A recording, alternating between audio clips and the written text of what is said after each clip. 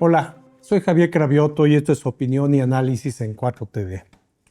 Hoy quiero hablar del tema de los aranceles. Quiero hacer un recorrido de qué significan los aranceles y cuál es la situación actual y por qué están las cosas como están. La política comercial de Estados Unidos, ese vecino del norte que se dice amigo, con el que nos tocó convivir más bien, ha sido históricamente una mezcla de intereses económicos y estrategias de dominación global. Entonces, los intentos de imponer nuevos aranceles han sido justificados bajo el argumento del déficit comercial. Sin embargo, y esto es mi opinión, de la que quiero hablar hoy, esta narrativa oculta una dimensión mucho más oscura, mucho más peligrosa, que es el manejo a contentillo del uso deliberado de esos impuestos, de esos aranceles, como un instrumento de humillación, de presión ideológica y de control sobre naciones a los que Estados Unidos considera periféricas, patios traseros, como le queramos llamar. Países como México, pero también Brasil y otros muchos, la lista es larguísima, ¿no? Han sido blanco de este enfoque, donde la economía se entrelaza con un discurso de superioridad racial, cultural y moral inclusive, ¿no? Particularmente este discurso se ha reforzado durante las administraciones de corte conservador, como la de Donald Trump precisamente. Y más en este segundo gobierno que él preside que en el primero que gobernó. Los aranceles son esos impuestos que se imponen a los productos que se importan a un país. Y cumplen una doble función, porque por un lado pretenden resolver desequilibrios económicos, pero por el otro, la realidad es que sirven como mecanismos de poder simbólico y de imposición ideológica. Si no logramos entender esta diferencia, que los aranceles no solo son un asunto económico, sino algo mucho más profundo, tendremos serios problemas en el corto plazo que pueden afectar el futuro inmediato desde ya. Entonces, el déficit comercial como una excusa estructural, de ahí vamos a partir, ¿no? Desde mediados del siglo XX, más o menos a partir de la Segunda Guerra Mundial, Estados Unidos ha registrado consistentemente un déficit comercial, especialmente con algunos países, con China, con México, con Alemania, con Japón y con muchos otros. Es decir, que les compra más a esos países de lo que les vende. Ahora, aunque esto, un déficit comercial, no implica necesariamente debilidad, porque pues, por otra parte refleja una alta demanda interna, es decir, soy un país rico, tengo dinero para comprar, pues compro, ¿no? Sin embargo, los sectores más nacionalistas de ese país, que se dice de libre mercado y que no lo es tal, porque son proteccionistas para todo lo que les conviene. Dicen que comprar más a algunos países es la prueba de una supuesta decadencia industrial causada por la globalización. Ojo, que es la globalización que ellos promovieron, ¿verdad? Pero bueno, eso dicen ahora.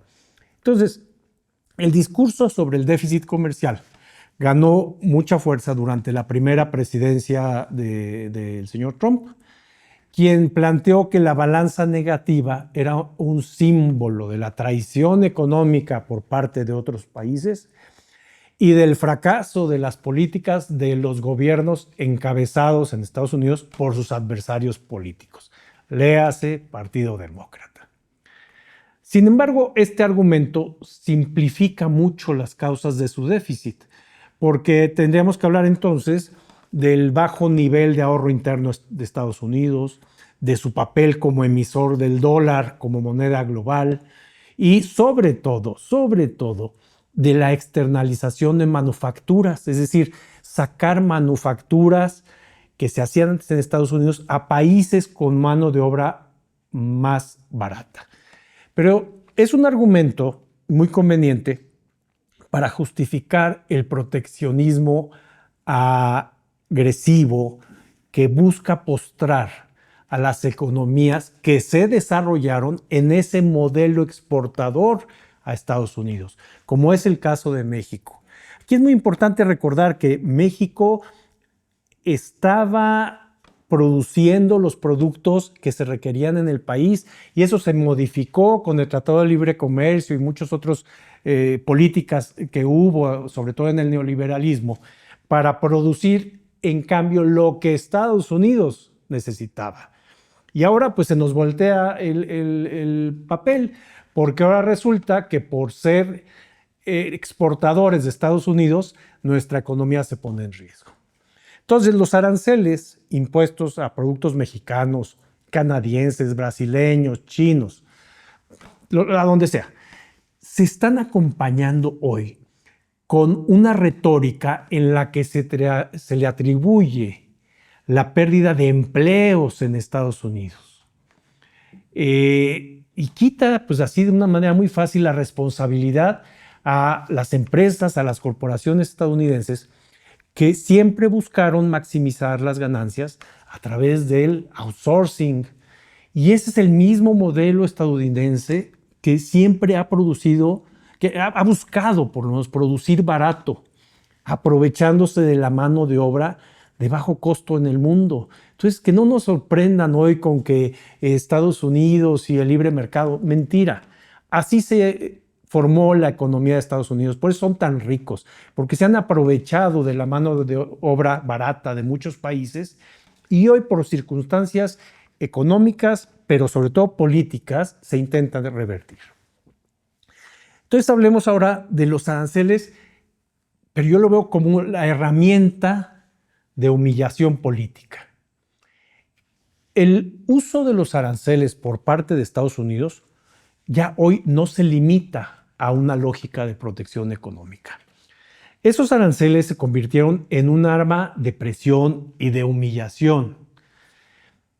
En el primer año del gobierno del señor Donald Trump, por ejemplo, él recurrió con México, voy a hablar del caso de México, a la amenaza arancelaria para renegociar el TEMEC, ese acuerdo comercial que lleva 20 y tantos años en México y que en el gobierno del presidente López Obrador le tocó su renovación.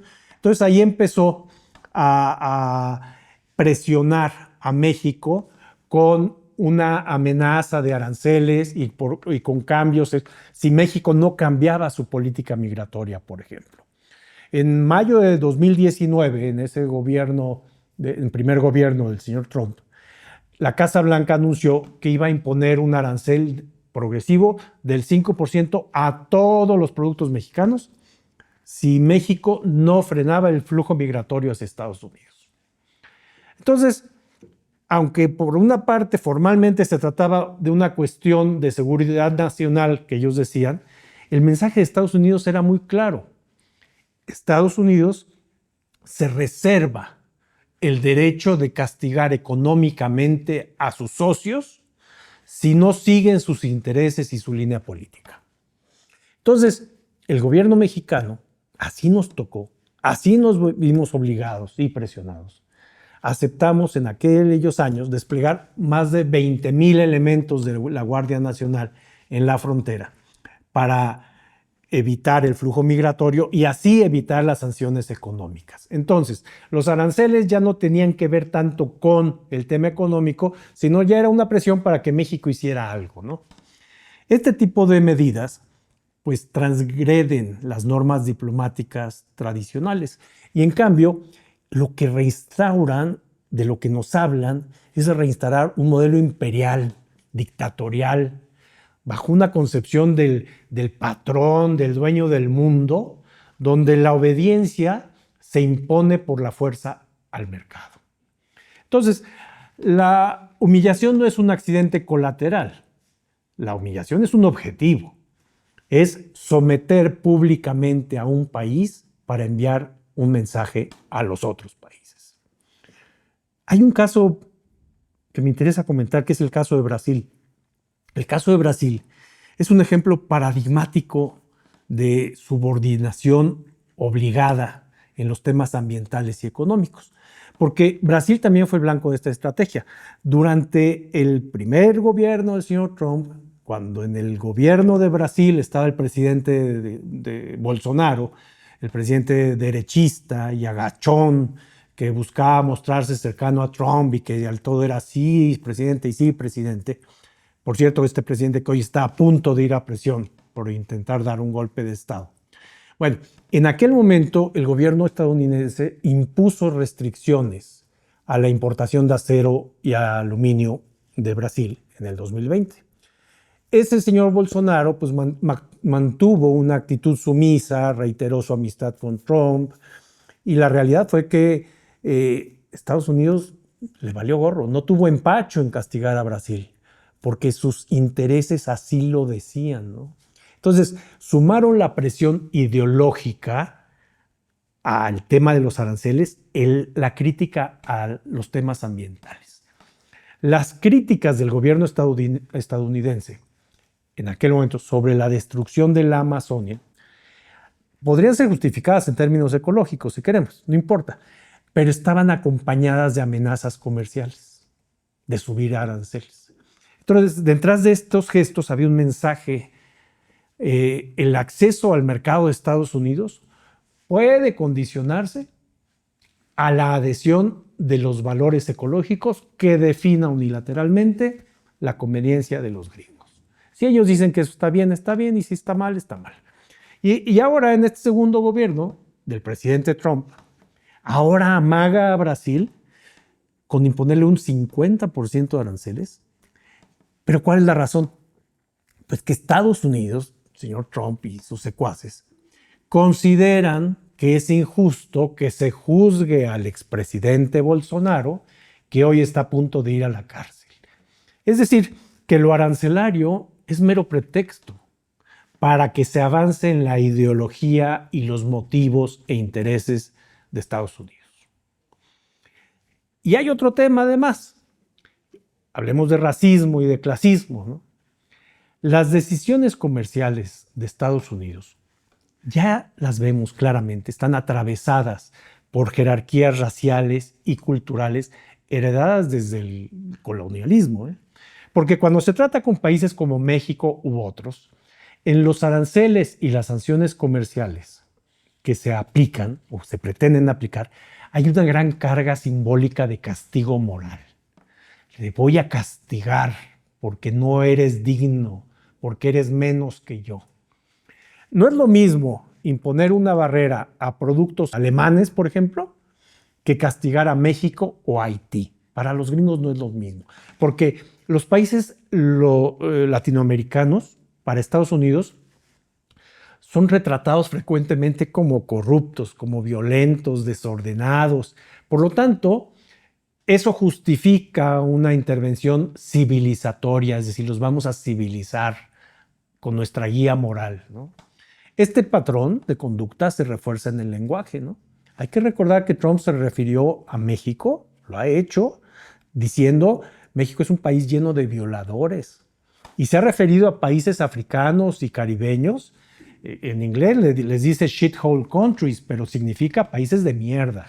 Así lo ha dicho, ¿no?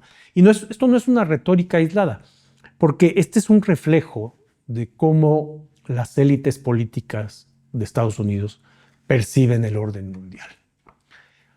Las medidas comerciales punitivas, las que castigan, entonces en este contexto, son formas de reafirmar una supuesta superioridad blanca, anglosajona, capitalista, ¿no? Y entonces ahora esto me lleva a hablar de ese control ideológico y ese disciplinamiento neoliberal que se pretende, ¿no? Más allá de la humillación nacional que busca Estados Unidos, las políticas comerciales de Estados Unidos también buscan consolidar todo un modelo ideológico, ¿sí?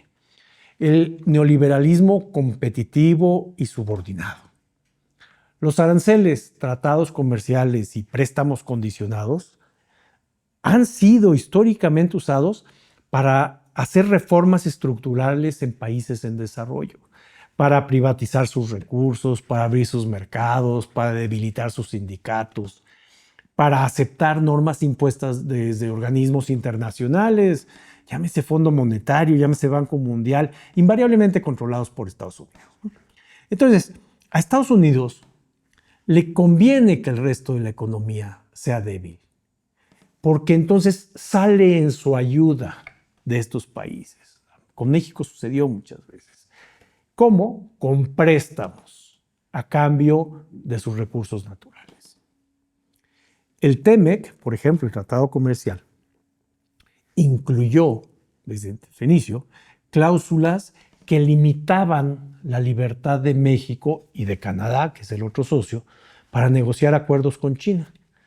Entonces, pues, ¿eso es una medida comercial o es una medida claramente geopolítica, ¿no? De igual forma, muchos tratados obligan a los países a renunciar a sus propias políticas industriales. Así nos sucedió en México. Dejamos de que nuestra política industrial fuera para producir los productos del mercado nacional y la reconvertimos a producir los mercados que necesitaba Estados Unidos, ¿sí? Y entonces las ventajas comparativas que teníamos nosotros, como tenía cada uno de estos países, pues se tienen que dejar de lado, ¿no? Entonces, de esta forma, se le impide a los países del sur global, vamos a llamarle, desarrollar modelos propios de desarrollo, ¿no? México, ¿cómo está frente a esta coerción, frente a esta amenaza arancelaria?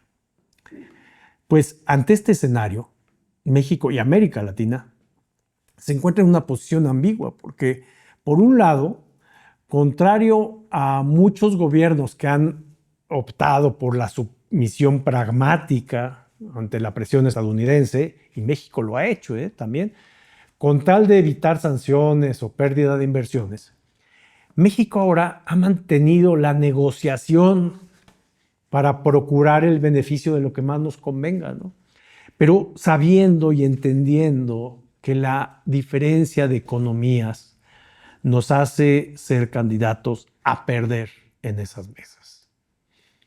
Curiosamente, en México, la fragmentación ideológica de la derecha, que está representada por el PREAN y algunos otros grupos y élites económicas, esa diferenciación entre estos grupos, entre la derecha y la gran mayoría de ciudadanos, se suman a la clara dependencia tecnológica y financiera y a la falta de autonomía monetaria a que nos condujo el neoliberalismo.